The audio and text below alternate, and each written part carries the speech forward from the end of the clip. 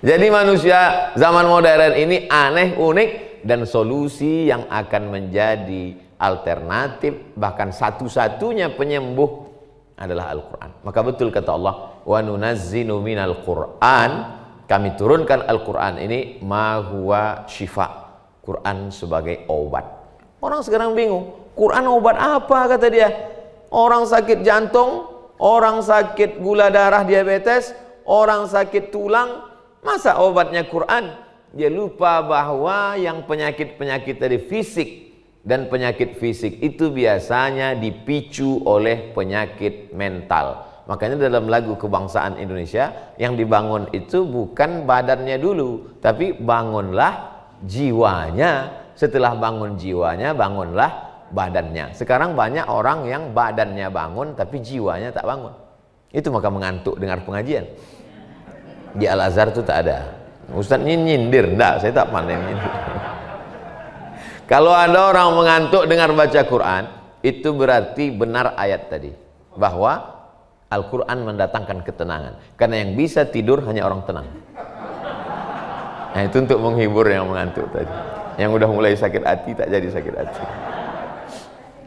Ibu bapak bisa bayangkan, mereka pergi ke psikiater. Pergi ke psikiater bukan murah. Berapa untuk konsultasi ke psikiater? Psikiater tak banyak ngomong.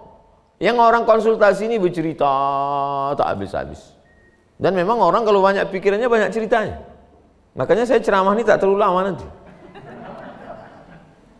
Cerita tak tentu arah, akhirnya psikiaternya hanya diam, jadi tulisnya resep.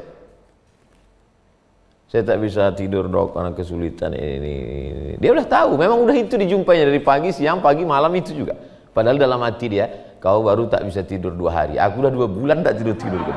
Karena dia punya masalah juga hidup. Siapa lah yang hidup ini tak punya masalah?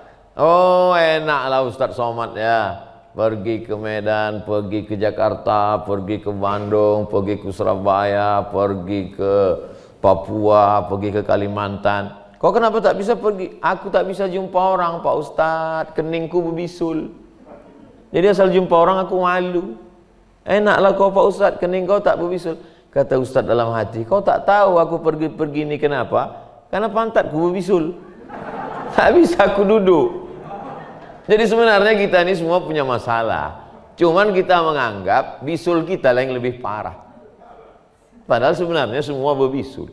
Kalau kita tengok yang berbisulnya nanti singgung. Kalau kita tengok ada lautan, danau yang begitu tenang, sesungguhnya di bawah itu riak yang luar biasa. Makanya kita disuruh membaca kisah nabi-nabi itu. Gunanya apa? Faksusil qasasa. Hai Muhammad SAW, ceritakanlah kisah nabi-nabi itu, la'allahum yatafakkarun, supaya mereka berpikir. Setelah dia berpikir, oh ternyata masalahku ini tak ada apa-apanya dibandingkan dengan masalah Nabi Ayub. Nabi Ayub itu luar biasa. Sekali sapu tanah itu, ternaknya, kambingnya, ontanya, lembunya, sapinya, kormanya, anggurnya, habis semuanya. Ternyata yang dialami Nabi Ayub itu sama dengan likuifaksi yang terjadi di Sulawesi Tengah di Palu. Saya sampai ke Palu tuh Pak. Begitu acara terjadi likuifaksi, saya pun datang sana membawakan bantuan. Ditunjukkan mereka lah, Ustadz Somad itu ada 4 batang pohon kelapa yang jadi masalah. Apa masalahnya? Awalnya pokok kelapa itu ke sini. Begitu terjadi likuifaksi, berpindah dia 1 kilometer dan sekarang bersengketa. Punya siapa pokok kelapa itu? Karena tanahnya udah pindah. Tapi yang menanam orang, kata yang nanam tuh punya aku, kan aku yang nanam. Kata yang punya tanah udah berpindah ke tanah aku katanya. Jadi ternyata likuifaksi tidak hanya menimbulkan masalah, tapi memunculkan, mewariskan masalah baru. Dan memang hidup ini tempatnya masalah. Tapi begitu dia baca cerita tentang Nabi Ayub, oh ternyata tak ada apa-apanya. Nah Nabi Ayub itu tidak hanya sekedar musibah likuifaksi, dia juga kena penyakit kulit yang mengerikan. Sampai yang tinggal-tinggal sama dia setia cuma 1. Itulah dia Siti Rahmah. Makanya di antara doa orang ketika menikah, Allahumma arham bainahuma kama rahimta baina Ayyuba wa Rahmah. Ya Allah, buatlah 2 pasangan ini berkasih sayang sebagaimana kau tanamkan cinta kasih sayang antara Ayub dengan rahmah karena kasih sayang mereka yang luar biasa. Bagaimana Nabi Ayub? Tak ada Nabi Ayub mengeluhlah kepada Allah, ya Allah kenapalah ternakku mati, kenapa ini semuanya kering kerontang, kenapa anaknya juga meninggal, kenapalah aku punya penyakit kulit. Tak ada. Doanya cuma pendek saja. Rabbi anni massaniyad dur wa anta arhamur rahimin. Kalau dipotong cuma 4 kepingan. Rabbi, ya Allah, anni, sesungguhnya aku, massaniyad dur, aku kena penyakit, wa anta arhamur rahimin, engkau penyayang di antara yang sayang. Kalau kita baca doa itu, tak ada dia meminta sehat. Ya Allah sehatkanlah aku, tak ada. Jadi kalau orang baca kisah Nabi Ayub dalam Quran, dia malu. Ini baru kena demam puyuh aja nangisnya minta ampun. Rabbi, ya Allah, anni, sesungguhnya aku, massaniyad dur, kena penyakit, wa anta arhamur rahimin, engkau maha penyayang di antara yang sayang. Titik. Tak ada dia bilang sehatkanlah aku, kenapa aku kena begini, aku ni kan Nabi engkau, aku ni sudah sholat, aku ni sudah berzikir, aku ni sudah ingat pada engkau, aku selalu tidak lupa, kenapa kau uji aku begini. Tidak. Jadi kadang orang Islam ini dia tak berdoa, tapi mengumpat Allah Ta'ala. Dia bukan berdoa, tapi mencaci maki Allah SWT. Untuk apa kita ini diciptakan Allah? Kata Syekh Muhammad Said Ramadan Al-Buti, Allah menciptakan kita supaya kita ridho menerima segala ketetapannya. Itulah yang akan datang menenangkan hati dengan rahmat turunnya Al-Quran dan bacaan Al-Quran. Hari ini manusia modern yang dipenuhi dengan materialistis. Orang yang terlalu terjebak pada benda, maka dia kebendaan disebut dengan materialistik atau materialistis, atau alirannya disebut dengan materialism. Kata orang Indonesia materialisme, karena kebendaan saja. Orang yang terjebak pada kebendaan dia tidak bisa berislam, karena nanti puncaknya dia ingin melihat Tuhan yang benda. Seperti umat Nabi Musa alaihissalam. Ya Musa, wahai Musa, lan nu'mina laka, kami tidak akan beriman kepadamu hatta narallaha jahrah, sampai kami melihat Tuhan itu benda. Dia mau Tuhan itu dalam bentuk benda. Kalau memang Tuhan itu ada, mana dia? Dia mau malaikat yang benda, materi. Dia mau Tuhan yang benda. Dia mau surga yang benda. Pada akhirnya dia mau fisik benda dia yang butuh ini benda. Padahal dalam Islam itu kan cuman Islam aja yang mengajarkan ada roh, ada malaikat. Cobalah tengok literatur barat. Apa orang barat itu percaya sama yang tidak benda? Ya, buktinya orang barat kalau mau tenggelam di laut, apa simbol yang dia berikan? SOS, save our soul, selamatkan soul, jiwa kami. Tak ada dia bilang SOB, save our body, selamatkan badan kami. Tidak, tapi dia bilang selamatkan soul, jiwa. Padahal jiwa tak nampak, jiwa, roh. Mana percaya orang barat itu sama malaikat, Pak Ustaz? Apa pula tidak? Nama kotanya malaikat, Los Angeles. Los Angeles itu kalau terjemah bahasa Arabnya Madinatul Malaikah, kota malaikat, angel. Karena ada S-nya di ujung, jamak, angels, malaikat-malaikat. Jadi kalau ada orang mengatakan literatur budaya barat tidak percaya kepada yang gaib-gaib, mereka percaya. Karena fitrah manusia itu dalam hatinya yang paling kecil mempercayai Allah. Maka itulah yang tenang itu. Jiwanya itulah yang tenang itu. Ketenangan itu didapat melalui Al-Quran. Orang sekarang mau tenang. Artis-artis yang kaya-kaya, yang banyak duit, yang mobil mewah, ditangkap sama Bandar Narkotika Nasional. Kenapa? Nyabu. Yang didapatnya dengan sabu itu apa? Ketenangan. Dia mau mencari ketenangan.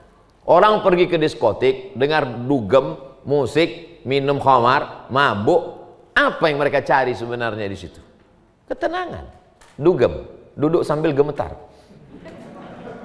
Macam pernah aja Ustaz. Yang dicarinya di dalam itu ketenangan. Tidak lain tak bukan. Semakin besar kota metropolitan, Medan kota nomor 3 di Indonesia. Pertama Jakarta, kedua Surabaya, ketiga Medan. Semakin besar kota, maka semakin hiruk pikuk dan semakin ramai, semakin sulit mendatangkan ketenangan. Maka di mana ada ketenangan, di situ orang akan ramai. Saya yakin dan percaya, kenapa Al-Azhar ini ramai? Karena di sini orang mendapatkan ketenangan. Itulah maka tujuannya anak-anaknya tenang. Kalau sudah anak-anaknya tenang, orangnya tuanya tenang, pulang dia ke rumah ditengoknya bapaknya sibuk, emaknya wanita karir, semua.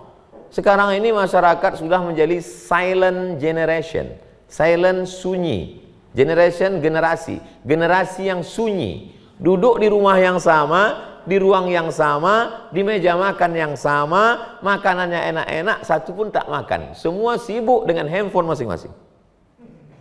Bapaknya sibuk, emaknya sibuk, pembantunya sibuk, neneknya sibuk. Ada satu orang tukang masaknya naik ke atas, difotonya dari atas, di update-nya silent generation. Aku sedang berada dengan generasi yang sibuk. Maka ketenangan itulah yang sedang dicari orang. Maka sesungguhnya apa yang diinginkan dari pendidikan Al-Azhar adalah menanamkan ketenangan ke hati orang Medan. Karena kalau udah orang Medan tenang, yang lain ikut tenang insya Allah. Karena Medan ini sebagai standar. Medan ini standar. Kalau mau menengok tentara panglima, kalau berhasil dia pangdam Bukit Barisan, insya Allah berhasil di yang lain. Karena Medan ini standar. Di Medan ini semua suku ada, semua agama ada, multi etnis. Tanah yang paling subur dulu Medan. Itu maka berdatanganlah saudara-saudara kita dari Madras, berdatangan dari Tionghoa. Maka di sini ada Kampung Keling dulu namanya, sekarang berubah jadi Kampung Madras. Lalu kemudian ada rumah Kongcong Api, ada orang Melayu, ada orang Mandailing, ada Batak, ada Minangkabau, semua etnis suku. Ketika tanah ini subur, tumbuhlah tembakau Deli. Itu maka dibuat rel kereta api panjang sampai ke Rantau Prapat, membawa tembakau. Karena orang mengisap cerutu, daunnya tak boleh berlubang, menikmati itu. Cengkeh, tanam-tanaman. Kita tahu bahwa orang-orang Eropa datang kemari untuk mencari, dulu kita belajar di SD, di SMP, orang Eropa, Belanda datang ke Nusantara untuk mencari rempah-rempah. Dan salah satu tempat yang subur adalah tempat kita.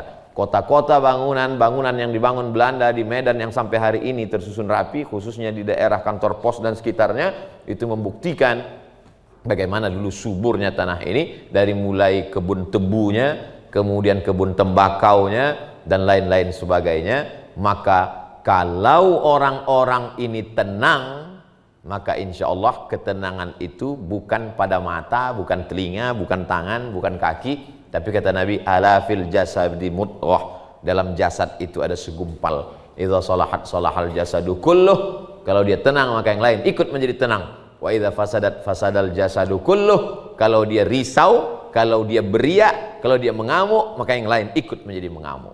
Apa itu? Ala wahyal qalb, itulah dia jantung. Ada yang menyebutkan kolb itu bukan jantung Pak Ustadz, jantung kolb itu hati. Terserahlah, saya tak mau kelahi gara-gara ini, kita kombinasikan aja dua-duanya, jantung hati. Makanya orang selalu berkata, kolah jantung hatiku. Kenapa? Karena kalau sudah jantung itu berhenti berdetak, habislah semuanya. Orang paling takut sakit jantung. Kenapa? Karena kalau sudah jantung berhenti berdetak, berdenyut, menyemprotkan darah ke otak, maka berakhirlah segalanya. Maka sebetulnya itu makna kiasan dari Nabi SAW. Di jantung itulah ditenangkan dengan bacaan Al-Quran dan zikir tadi. Selesai pembacaan Al-Quran, mari kita akan bersama membaca Asma'ul Husna. Pesan Allah dalam Al-Quran, walillahil asma'ul husna, Allah punya nama-nama yang baik, fad'uhu biha, panggillah nama-nama itu. Wallahur Rahmanur Rahimul Malikul Quddusus Salamul Mu'minul Muhaiminul Azizul Jabbarul Mutakab, sampai habis. Beruntungnya kita sejak Covid ini, yang tak hafal tak ketahuan karena ada masker. Nah, kalau dulu payah kita menggerakkan mulut kan. Nah, itu jadi ada juga untungnya. Ustadz ngejek kami, saya maksudnya.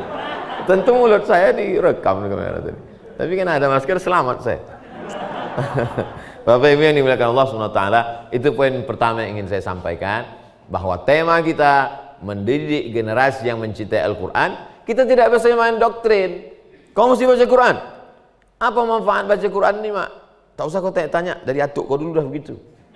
Oh tak bisa, anak sekarang dia mau cerdas. Apalah guna aku baca Quran ini? Udah dijelaskan Ustaz Somad kemarin waktu di pengajian di Aula Al-Azhar Medan. Cuman aku pun tak ingat entah apa kata dia. Tapi pokoknya kata dia kalau kita baca Quran ini tenanglah insya Allah. Bapak Ibu yang dimuliakan Allah Subhanahu wa taala. Ini yang pertama. Karena banyak pun duit kita, besar pun rumah kita, cantik pun pasangan hidup kita, ganteng dia, kalau hati kita tak tenang, maka semua itu hilang. Sebesar lapangan sepak bola pun rumah kita, kalau hati kita sempit, maka dinding itu ajalah nampak kita. Oleh sebab itu maka ada orang naik mobil mewah di jalan tol. Naik mobil mewah jalan tol, ditengoknya lah di tengah sawah yang menghijau menguning itu ada orang sedang duduk makan. Apa kata dia? Enaknya orang yang sedang duduk di tengah sawah. Bisa dia makan. Padahal yang dimakan orang itu ikan asin sama sambal belacan. Kata orang yang sedang duduk di tengah makan ikan asin sambal belacan di tengah sawah itu, menengok orang yang naik mobil di tol tadi, apa kata dia? Enaknya lah jadi orang kaya ya. Bisa. Jadi sesungguhnya hidup ini orang merasa kebahagiaan itu ada pada diri orang lain. Yang naik mobil mewah di tol merasa yang bahagia itu orang yang duduk di tengah sawah. Yang duduk di tengah sawah yang merasa bahwa kebahagiaan itu ada yang di jalan tol. Padahal kebahagiaan itu ada pada diri kita. Kapan kita bahagia? Ketika kita mensyukuri apa yang ada pada diri kita. Itulah yang disuruh oleh Al-Quran. Qalilan ma tashkurun. Sikit orang yang pandai bersyukur. Wa qalilum min ibadiyas syakur. Yang bersyukur ini sikit. Itulah yang dibacakan anak kita tadi. Wa may yurid sawabad dunya nu'tihi minha. Siapa yang mau dunia ini kami kasih, kata Allah. Maka jangan orang kalau tidak memahami Quran, dia apalah agama Islam ini. Aku sudah sholat, sudah puasa, sudah mengaji, sudah zikir, sudah zakat, sudah infak, sudah sedekah, sudah kenduri. Kenapa rezekiku begini Pak Ustadz? Tetanggaku tak sholat, tak puasa, rumahnya besar, mobilnya besar, bininya besar. Mohon maaf Pak, tuh, saya kadang belum. Kenapa lah aku ini begini gitu dia? Allah mengatakan dalam Quran, wa may yurid sawabad dunya nu'tihi minha. Siapa yang mau dunia aku kasih. Wa may yurid sawabal akhirati nu'tihi minha. Siapa yang mau akhirat aku kasih. Tapi keluarga besar Al-Azhar beda. Dunia dapat, akhirat dapat.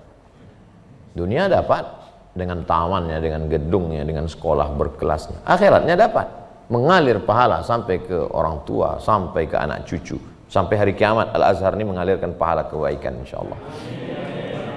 Dari mana Ustaz dalilnya? Hadis Nabi, riwayat dalam Sahih Muslim.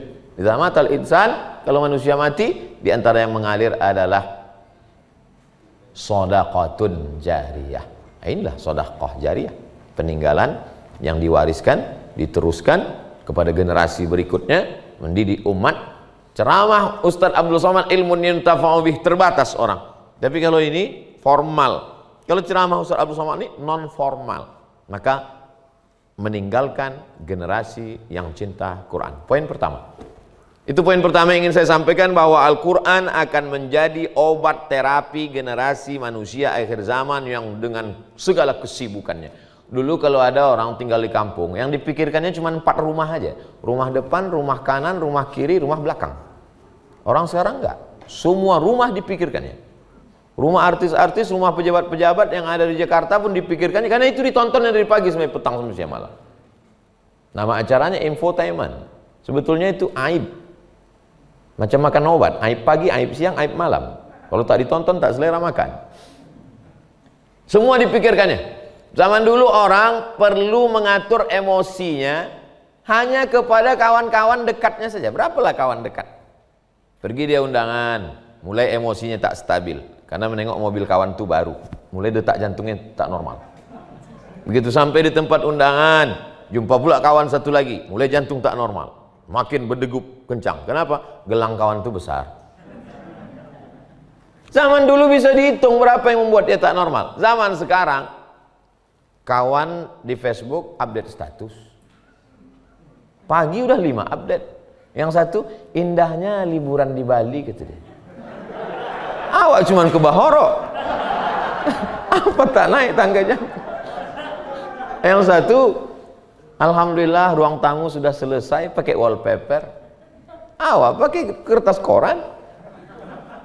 Nah, jadi kalau orang tidak kembali kepada Al-Quran, maka rumah sakit jiwa penuh. Stres, depresi, suami stres, tuntutan istri macam-macam. Nah, ustadz pula istri aja disalahkan. Istri pun stres juga. Suami juga menuntut macam-macam karena dia nonton artis. Ditengoknya artis itu mancung, dagu tajam.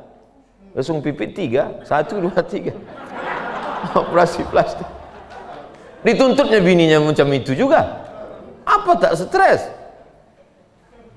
Nonton di kampung-kampung sekarang orang pernikahan pakai keyboard tunggal, penyanyi cantik. Pulang ke rumah dituntutnya bininya mesti macam penyanyi itu juga. Kacau itu. Jadi solusi manusia modern adalah kembali kepada Al-Quran. Poin yang pertama. Poin yang kedua, kembali ke Quran tidak bisa macam balik ke koran. Karena kalau koran ini bahasa Indonesia, bahasa Melayu. Bahasa Indonesia diambil dari bahasa Melayu. Bahasa Melayu yang diambil adalah bahasa Melayu Riau. Mentang-mentang Ustadz dari Riau, Ustadz bilang Riau. Bahasa Al-Quran diambil dari bahasa Arab yang kosakatanya lebih banyak, yang hurufnya lebih banyak, yang kamusnya lebih tebal. Kamus Bahasa Indonesia Lengkap Purwadarminta sejengkal panjang. Kamus Bahasa Arab Ibnu Manzur namanya Lisanul Arab semeter panjang. Jadi dulu ketika kita di pesantren bawa kamus, udah bangga betul, sejengkal besar kamus itu dibawa santri ke pesantren. Rupanya sampai di masjid untuk bantal tidur. Begitu kita tengok di Al-Azhar, rupanya kamus ini tebal sekali. Bahasa Arab itulah yang dipilih oleh Allah Subhanahu wa Ta'ala. Satu-satunya kitab suci yang hari ini orang umatnya bisa hafal isinya Al-Quran. Itu kan pernyataan Ustadz Somad sebagai seorang muslim. Pembelaan terhadap diri sendiri namanya apologi. Itu kan Ustadz membela agama sendiri. Kalau ada orang menuduh saya apologi membela agama sendiri, tunjukkan semua agama di dunia ini. Maka proses pendidikan di Al-Azhar yang ternyata tidak semuanya full day tapi ada boarding, dan maka ini kesempatan, yang boarding ini kesempatan luar biasa karena banyak waktu dia. Yang lain pulang ke rumah ketemu orang tua, kemudian berkawan, bertetangga, media sosial. Tapi kalau yang boarding itu banyak waktu. Mestinya yang boarding hafalannya bisa lebih banyak, kualitas perenungannya kepada Al-Quran bisa. Zaman dulu Quran ini susah. Satu Quran saja, satu tafsir saja, satu tajwid tahsin saja. Zaman sekarang enggak. Satu Quran, ada Qurannya, ada warna-warni tahsinnya, ada terjemahnya, ada asbabun nuzulnya, ada tafsirnya. Saya sudah lihat itu satu Quran. Satu Quran yang isinya 5, harga cuma 250.000. Sementara harga sepatu 1 juta yang gunanya cuma menjaga kaki dari tai ayam. Padahal Quran nilai yang menjaga kita dari azab neraka. Berapa banyak orang membeli Quran, dicari Quran yang paling murah, ditawar pula lagi. Quran yang dibawa orang ke rumah-rumah, itulah. Ada juga setengah orang yang memuliakan Al-Quran, dibelinya Quran yang paling bagus, paling mahal, tinta emas, lalu kemudian digulung dengan kain sutra, dimasukkan ke kayu jati, dipaku 4 kotak, dimasukkan ke lemari kaca depan kursi tamu. Setiap tamu yang datang macam menengok kucing. Yang baguslah Quran kau ini. Di mana kau beli ini? Itulah dulu mahar nikah kami. Pernah kau buka? Macam mana lah turun rahmat Allah. Quran itu cuma dibuka 2 kali. Pertama waktu mau akad nikah dibuka-bukanya, ditengoknya. Kedua waktu sakratul maut tak mati-mati dibukakan orang tuh. Nauzubillah. Jadi poin yang kedua yang ingin saya sampaikan adalah berproses dengan Al-Quran ini dari mulai belajar mendengar MP3. Makanya bapak-bapak, ibu-ibu, wali murid walaupun tidak hadir sebagian mungkin menonton, di-share nanti. Maka jangan sampai anak kita yang sudah diajarkan di Al-Azhar ini baca Quran, mereka ngapal Quran, tapi di rumah kita perdengarkan lagu-lagu yang membuat mereka justru melupakan Al-Quran. Anaknya sudah baik. Jadi kalau dulu orang mengatakan kenakalan remaja, sekarang terbalik, kenakalan ayah-ayah dengan mak-mak. Karena anaknya sudah baik. Jadi anak-anak yang sudah baik ini macam membangun istana pasir di tepi pantai. Istana pasir tepi pantai itu cantik. Ada kubahnya, ada menaranya, ada replika, ada kudanya, cantik, ada tamannya. Tapi begitu datang ombak, sekali sapu hilang. Begitulah anak-anak yang sudah dididik. Di sini dia diwajibkan baca Quran, diwajibkan sholat berjamaah, diwajibkan tahsin, sampai ke rumah hilang. Di sini dia dididik bercelana panjang, berjilbab panjang, sampai dia ke rumah tengoknya ayah bercelana pendek. Tengok pula emak rambut 3 warna merah, kuning, kelabu. Apalah jadinya anak-anak kita ini? Ini yang saya sampaikan ini adalah keluhan anak-anak yang banyak bertanya ke saya melalui surat-surat pertanyaan. Di antara pertanyaan yang membuat saya sedih adalah, Pak Ustadz, apa hukumnya ayah saya tak sholat? Bagaimana cara mengajaknya? Pak Ustadz, kata mama saya, jilbab kau jangan terlalu tertutup, nanti kau tak laku. Kenapa kau sampai sekarang tak pacaran? Tapi kata Ustadz, dosa mah, dosanya biar mama yang nanggung. Jadi orang tua ini perlu juga. Jadi ini yang kedua saya datang ke Azhar. Dulu ingat saya di Tanah Lapang malam. Sekarang karena Covid kita tertutup. Nanti mudah-mudahan setelah Covid berlalu, wali-wali muridnya kita jumpa supaya seimbang antara yang diterima anak-anaknya dengan setelah dia pulang ke rumah. Karena kalau tidak, generasi kita ini hancur. Benteng pertahanan terakhir umat Islam tinggal di pendidikan. Kehidupan Islam ini kan 3. Politik, ekonomi, pendidikan. Politik Islam hancur. Ekonomi Islam hancur. Tinggal satu lagi pendidikan. Kalau di pendidikan ini juga hancur, tamat. Kiamat sudah terjadi. Dunianya belum kiamat, tapi isinya sudah. Tapi insya Allah Sumatera Utara, negeri banyak para ulama, banyak lembaga pendidikan. Salah satu yang menjaga benteng pendidikan Islam ini Al-Azhar, insya Allah. Yang terakhir, yang ketiga, yang ingin saya sampaikan, bahwa nanti anak-anak kita ini jangan sampai dia terasing antara Al-Quran dengan pendidikan modern.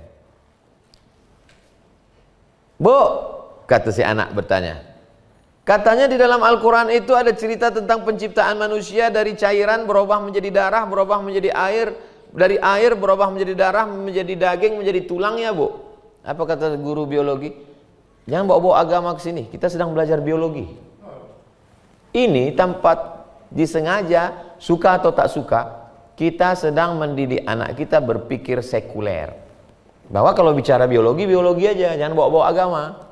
Nanti saatnya agama ada. Pagi baca Yasin, itulah yang agama, itulah yang agama. Adapun biologi ini adalah ilmu eksak, sains. Jangan bawa-bawa agama ke dalamnya. Padahal Al-Quran bercerita detail manusia diciptakan dari nutfah. Nutfah berubah menjadi alaqah, dari alaqah berubah menjadi mut'ah, dari mut'ah berubah menjadi azam, dari azam dibalut tulang. Nutfah, beribu maaf, sperma berubah menjadi darah, alaqah, darah yang menempel di dinding rahim. Setelah itu berubah dia menjadi mut'ah, segumpal daging. Setelah itu berubah dia menjadi azam, tulang. Fakasawna al-azama lahma, tulang tadi. Saya kalau di tempat lain cerita tulang ini, cuman di Sumatera Utara banyak tulang sini. Fakasawna al-'izama lahma, lalu tulang ini kami balut dengan daging. Summa ansha'nahu khalqan akhar, lalu kami wujudkan makhluk yang baru. Bukan darah, bukan tulang, bukan air, tapi sudah menyatu menjadi makhluk yang sempurna. Fatabarakallahu ahsanul khaliqin. Saya mau sejalan antara guru dengan pelajaran agama. Guru biologi bercerita tentang agama, walaupun dia bukan ustadz, bukan ustazah, tapi paling tidak dia mengerti. Sehingga ketika itu dia akan berkata, anakku, Quran ini diturunkan Allah kepada orang 1400 tahun yang lalu, sedangkan penemuan tentang janin dalam kandungan baru pada abad ke-18 fixnya, baru tahu orang, sejak ada alat untuk melihatnya baru nyata. Dari mana orang itu tahu sedetil-detilnya, lengkap dengan harinya? Inna ahadakum yujma'u khalquhu fi batni ummihi arba'ina yawman nutfah. Kamu diciptakan 40 hari dalam perut ibumu dalam bentuk nutfah. Summa yakunu 'alaqatan mithla dzalik, berubah 40 hari dalam bentuk darah. Summa yakunu mudghatan mithla dzalik, berubah 40 hari dalam bentuk daging. 120 hari. Summa yursalul malaku, lalu dikirimkan malaikat, dimasukkan ruh. Dan hadis ini umum dikaji di masjid, di pesantren, karena itu masuk dalam 40 hadis simple pendek yang dimasukkan Imam Nawawi dalam kitab Al-Arba'in An-Nawawiyah. Jadi kalau sejalan, nanti anak-anak ini tidak terlalu sulit guru agama karena dibantu juga oleh guru biologi. Ketika bicara tentang matematika, matematika tidak murni. Ketika Allah Ta'ala bercerita tentang Ashabul Kahfi, walabithu fi kahfihim, Ashabul Kahfi itu bersembunyi di dalam gua karena menghindar dari seorang raja yang zalim. Siapa saja anak muda, rakyatnya yang lurus ditangkap, dipancung. Larilah anak muda ini Ashabul Kahfi. Ashabu artinya orang-orang, Al-Kahfi berada dalam gua. Walabithu fi kahfihim, mereka berada di dalam gua mereka 300 tahun, wasdadu tis'a lebih 9. Kenapa bunyi ayatnya 300 tahun lebih 9? Kenapa tak 309 saja? Karena ternyata ayat ini bercerita tentang hitungan matematika. Kalau dihitung menurut perputaran matahari, Januari, Februari, Maret, April, Mei, Juni, Juli, maka dia 300 tahun. Tapi kalau dihitung menurut perputaran bulan, Muharram, Safar, Rabiul Awal, Rabiul Akhir, 309 tahun. Kenapa? Karena dalam satu tahun ada kelebihan 11 hari. Menurut hitungan Qamariyah dan Syamsiyah, Januari, Februari, Muharram dan Safar. Makanya kita kalau ditanya orang umur berapa, jangan langsung jawab. Tanya dulu, Qamariyah apa Syamsiyah? Ustadz umurnya berapa? Apa yang maksud kau nih? Nah, jadi ada perhitungan yang luar biasa bahwa mundur 11 hari, 11 hari, 11 hari. Allah sedang mengajarkan ilmu. Di sini alhamdulillah ada Fakultas Ekonomi Universitas Al-Azhar. Al-Quran, ayat paling panjang dalam Quran bukan ayat tentang sholat. Walaupun orang Islam pagi, petang, siang, malam sholat. Ayat paling panjang bukan tentang puasa. Walaupun orang Islam puasanya 1 bulan, lain-lain Senin Kamis. Ayat paling panjang bukan haji, walaupun duit paling banyak pergi haji. Bahkan yang sudah store 10 tahun belum berangkat sampai sekarang, kenduri tiap tahun. Tapi ayat yang paling panjang dalam Al-Quran justru tentang ekonomi. Al-Baqarah 282. Ya ayyuhalladzina amanu, hai orang beriman, idza tadayantum bidainin, kalau kau menjalin transaksi hutang piutang, ila ajalin musamma, sampai batas waktu tertentu, faktubuh, angkatlah satu orang menulis. Padahal zaman Nabi penulis itu susah. Orang yang bisa menulis zaman Nabi cuma 40 orang. Itulah yang diangkat menjadi penulis wahyu. Itu pun kertas susah.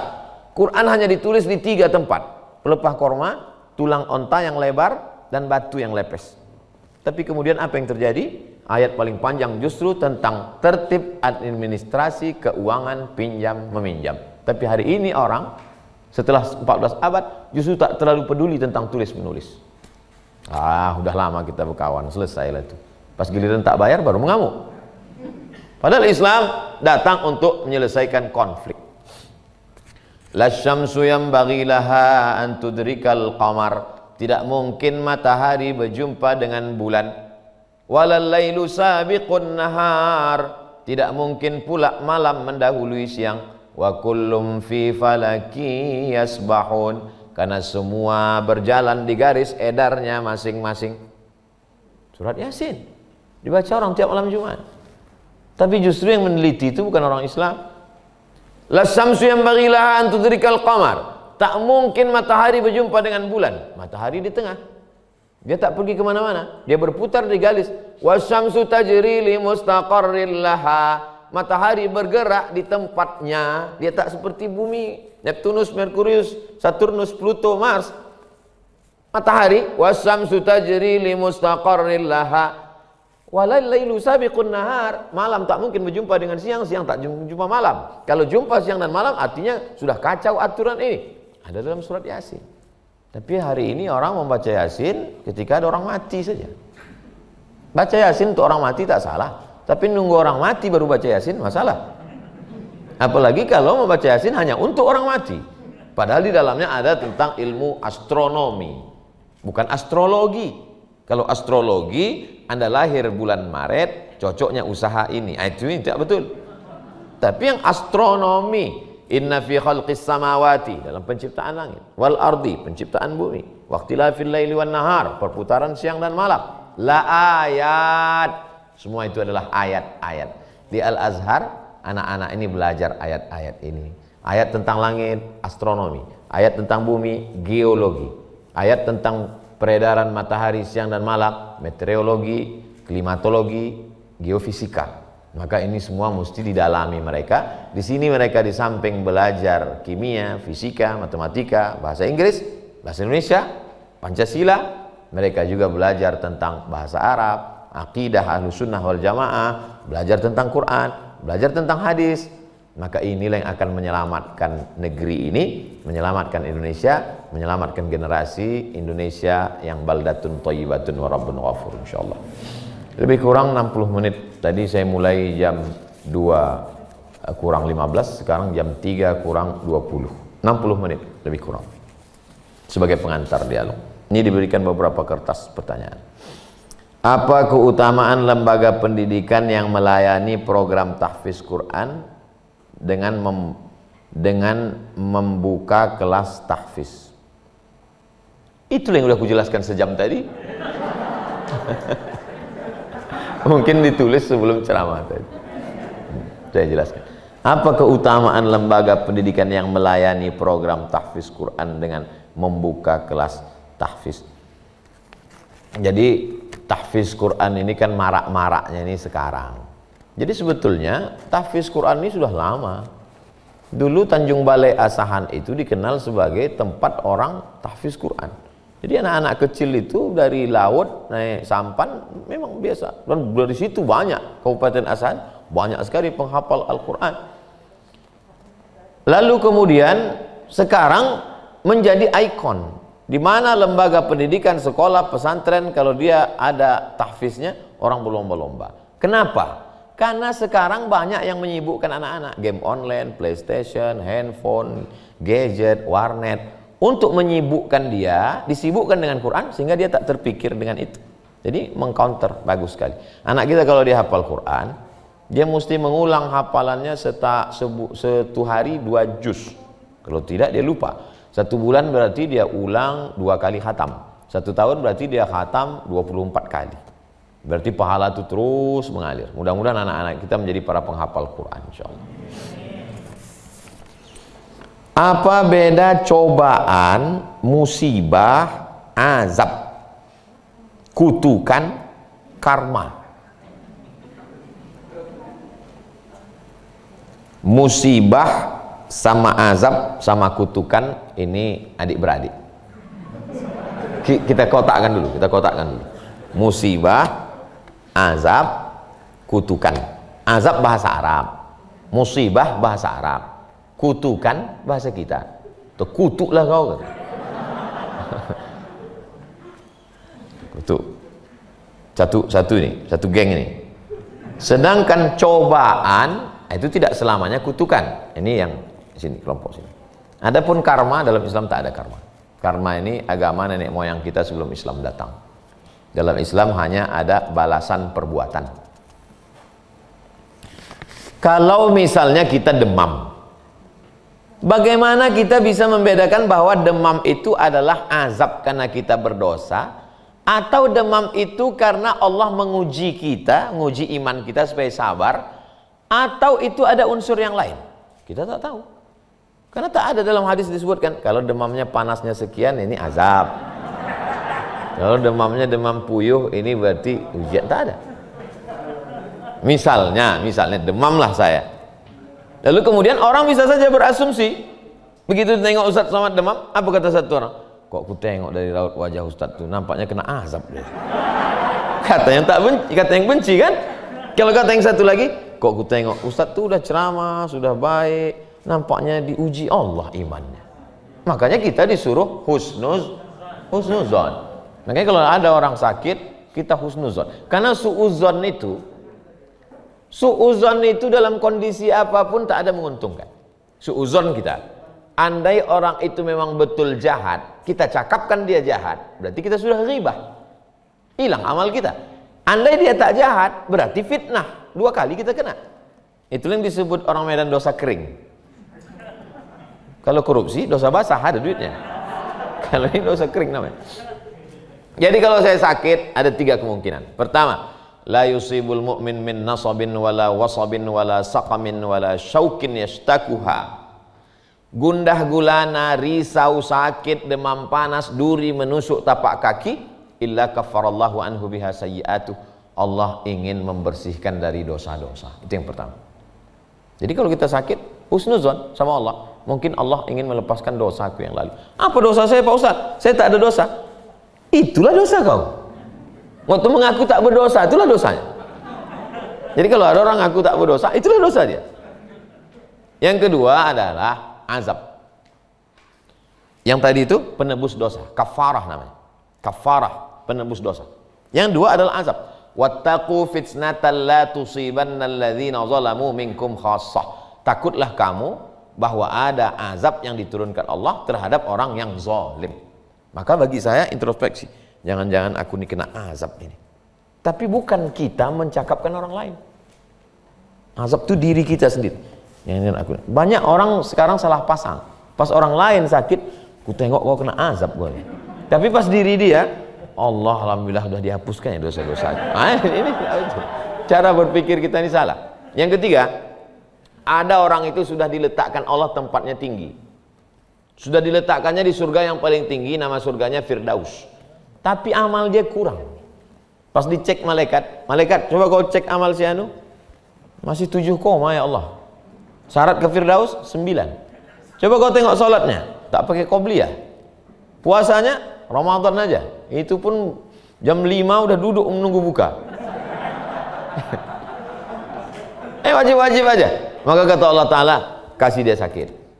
Untuk apa? Kalau sabar dia menerima sakitnya, itulah memenuhi.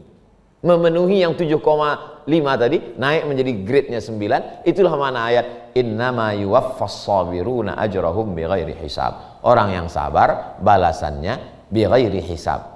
Kalau bahasa kita, unlimited. Tak dapat dihitung. Tak bisa dihitung. Sempurna. Jadi kalau kita sakit ada 3 kemungkinan. Pertama, menghapus dosa. Kedua, azab. Atau bahasanya sini dari kutukan. Supaya kita sadar. Yang ketiga, bahwa dia memenuhi timbangan amal. Karena amal-amal kita kurang, sholatnya kurang, puasanya kurang.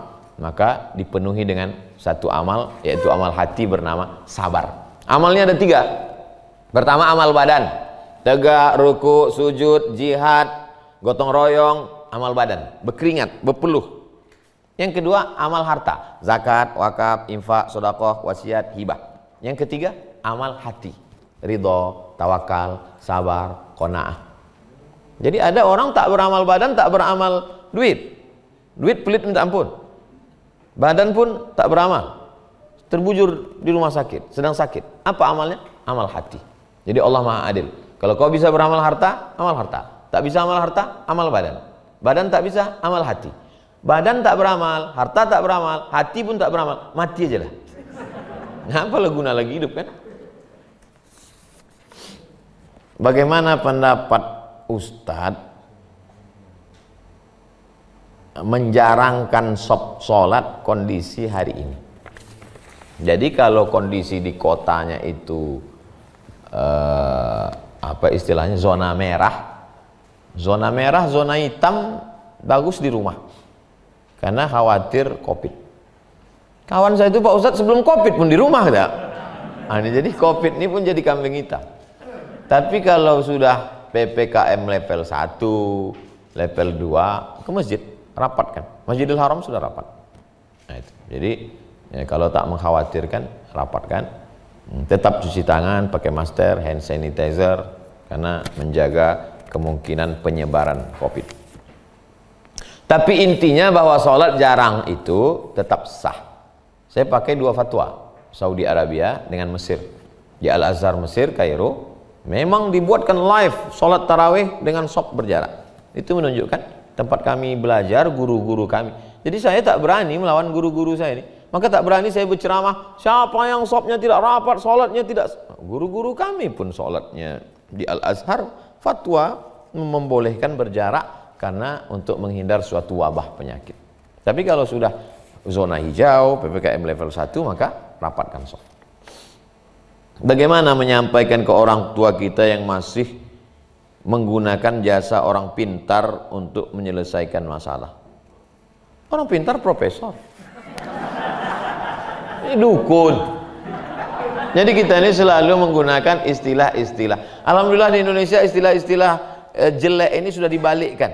Dulu kan disebut tersangka, korup, penyalahgunaan jabat. Sekarang sudah disebut maling, pencuri uang negara. Nah, sudah, memang gitu. Jadi penggunaan kata-katanya itu tak usah dipoles-poles, tak usah basa-basi, tak usah bilang orang pintar. Dia senang dibilang orang pintar, dukun kau. Nah, jadi orang-orang tua kita disadarkan, anak walaupun dia sudah sekolah di Azhar, Al-Azhar sudah ngaji, dia tak bisa menceramahi orang tua. Jangan mentang-mentang kalian belajar di Al-Azhar, balik dari pengajian, kumpulkan, ayah sini mak, jangan kalian ke dukun, neraka jahanam tempat kalian. Oh, tak bisa begitu. Bisa dengan cara memberikan buku. Semana kami yang beli buku Pak Ustadz, buku mahal, bisa dengan mengirimkan link ceramah Ustadz Somad. Man ata kahinan, siapa yang datang ke dukun, fasaddaqahu bima yaqul, percaya cakap dukun, falam tuqbal lahu salatun arba'ina lailah, tak diterima salatnya 40 hari 40 malam. Man ata kahinan, siapa yang datang ke dukun, fasaddaqahu bima yaqul, percaya pada cakap dukun, faqad kafara bima unzila ala Muhammad, maka dia sudah dianggap kafir. Datang ke dukun itu syirik. Kalau ada orang datang ke dukun, tiba-tiba tak lama datang ke dukun itu malaikat maut pun datang juga, dan mati dia, belum sempat bertobat, matinya mati musyrik. Na'udzubillah. Nah, jadi oleh sebab itu tidak ada jalan lain kecuali bertobat. Kalau ada saudara kita, keluarga kita kerasukan jin, carilah ustadz yang mengobati, tidak dengan bekawan jin, bukan dukun, tapi ruqyah, ruqyah syar'iyah. Ada asosiasi ruqyah Indonesia, ada buku ruqyah. Kalau di Medan nih, sahabat kami alumni Azhar yang menggeluti ruqyah nih, Ustadz siapa? Ustadz Musdar Bustamam Tambusai. Tulis saja di Google tuh, Musdar Bustamam, enter. Coba dicek dulu, ada tak lagi dia di Google. Beberapa kawannya diketik hilang. Musdar Bustamam Tambusai, Medan. Nanti ada alamat situ, ada website Musdar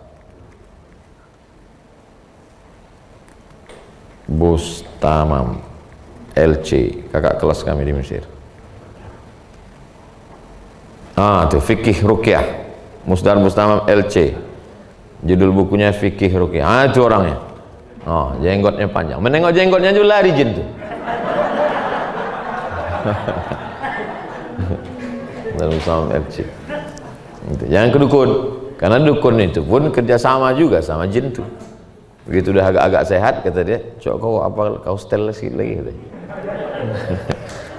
Jadi dukun itu sama macam orang, kalau kita membetulkan komputer, sama macam orang yang punya antivirus, dibuatnya virusnya, habis itu udah rusak laptop kita, berobat ke dia, kasihnya antivirus. Nah, begitulah kerja dukun itu, kerjasama dia dengan jin. Buka surat Al-Jin juz 29. Ya'udzuna birijalin minal jinni, ada sekelompok manusia minta perlindungan kepada jin, berkawan dengan jin.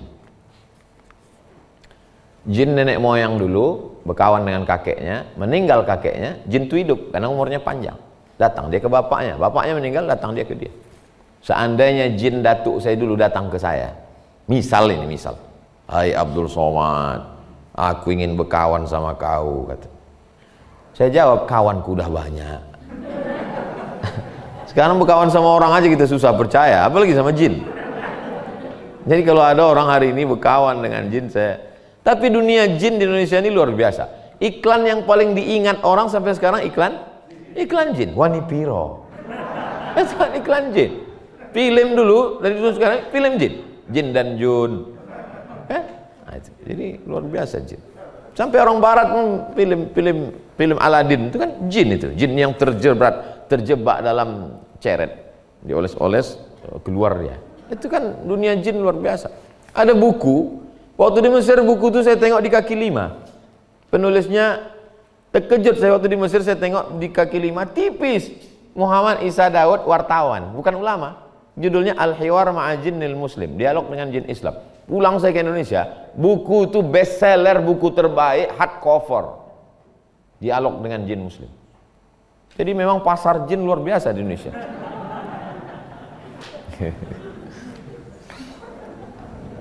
Apa hukuman apa keutamaan bagi orang tua yang anaknya penghafal Quran?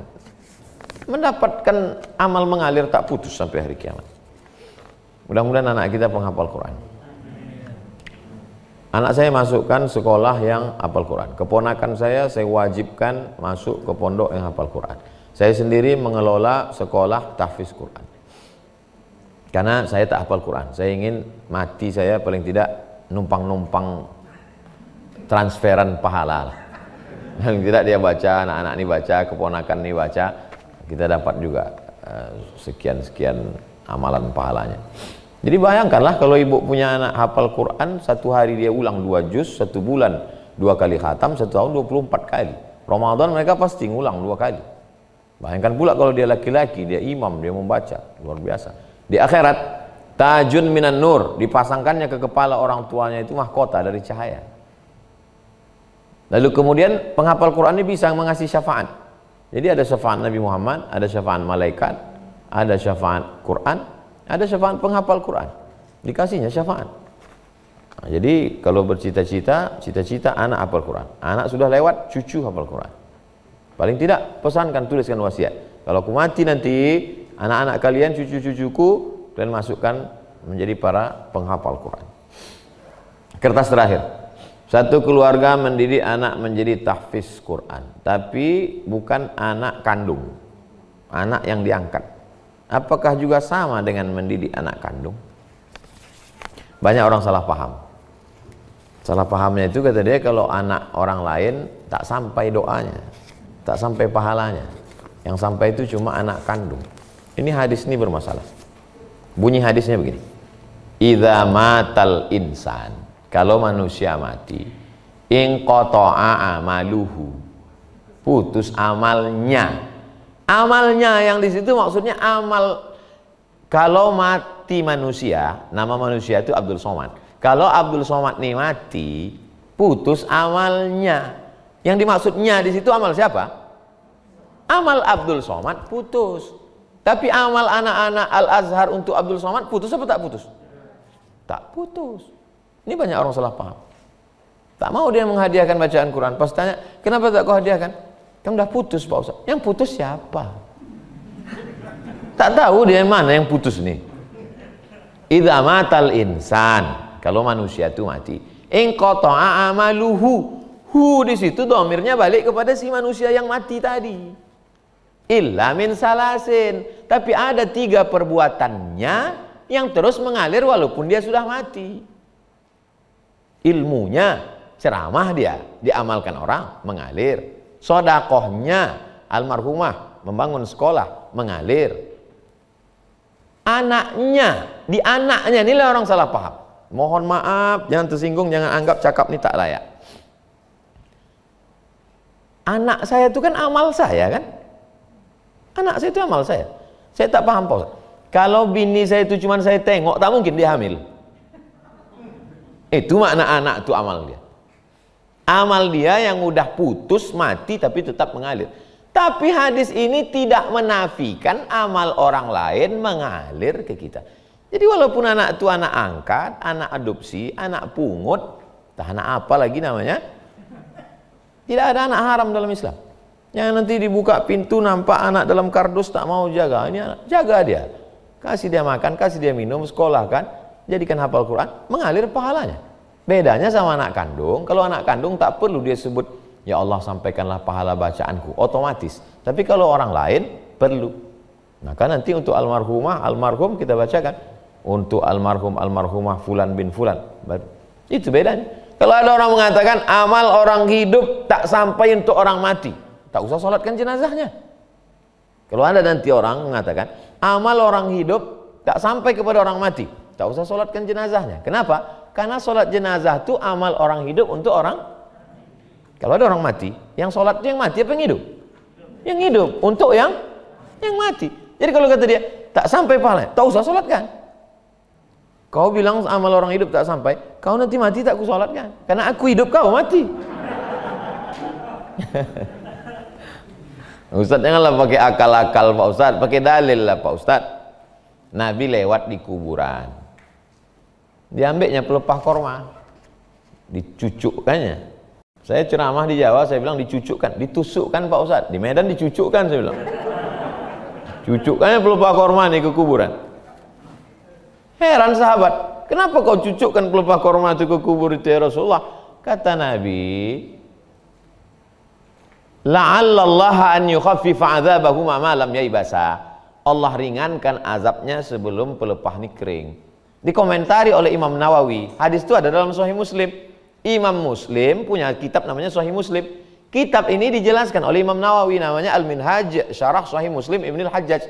Kalau pelepah korma bertasbih, tasbihnya sampai untuk orang mati, apalagi bacaan Quran orang itu kata Imam Nawawi. Jadi semua yang saya sampaikan itu bukan kata saya, kata Imam Nawawi. Lalu kemudian kalau lewat di kubur, kata Nabi, jangan lupa kalian baca doa. Assalamualaikum ya ahlad diyar minal mu'minin wa inna insyaallah bikum lahiqun yarhamullahu mustaqdimina wal mustakhirin nas'alullah lana wa lakumul afiyah. Walaupun bukan anak kandung, lewat kami di makam tadi, nampak kuburan, tetap kita baca. Walaupun tak ada hubungan sama dia, sesama dia Islam, kita ucapkan assalamualaikum, masih satu server. Assalamualaikum ya ahlad diyar minal mu'minin, sampai. Kalau tak sampai, takkan diajarkan Nabi doa itu. Mana mungkin doa untuk batu nisan? Doa pasti untuk orang yang ada di situ. Assalamualaikum, selamatlah kalian wahai penghuni kubur dari azab kubur. Tadi pagi mau ke airport, lewat di kubur, tetap saya baca tuh. Assalamualaikum ya ahlad diyar minal mu'minin wa inna insyaallah bikum lahiqun. Itu termasuk salam. Salam ini jenisnya 3. Yang pertama salam yang wajib dijawab, itu salam saya tadi. Yang kedua salam yang tak boleh dijawab, itu salam waktu selesai sholat. Assalamualaikum warahmatullah. Tak boleh makmum itu menjawab di belakang Waalaikumsalam, karena dia belum salam. Salam dulu baru boleh jawab salam. Salam yang ketiga, salam yang kita tak mau mendengar jawabannya. Itulah salam untuk orang kubur. Mana mau kita dengarnya? Cobalah lewat Sungai Deli, ucapkan salam, sempat menjawab orang itu jam 2 malam, apa tak pingsan kita? Jadi Al-Quran ini luar biasa. Mudah-mudahan tema yang diberikan ke saya sesuai sekali pada momen Maulid Nabi Muhammad SAW. Terima kasih segala perhatian. Doa ala hazihin niyah, untuk niat yang baik, untuk semua keluarga-keluarga yang sudah mendahului kita, hamba-hamba Allah. Ala hazihin niyah wa kulli niyatin salihah. Al-Fatihah.